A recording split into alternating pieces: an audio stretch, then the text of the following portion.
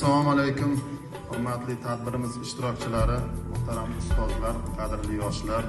Hazrat Alisher Navoiy tavalludining 585 yilligini nishonlash uchun yig'ilganmiz.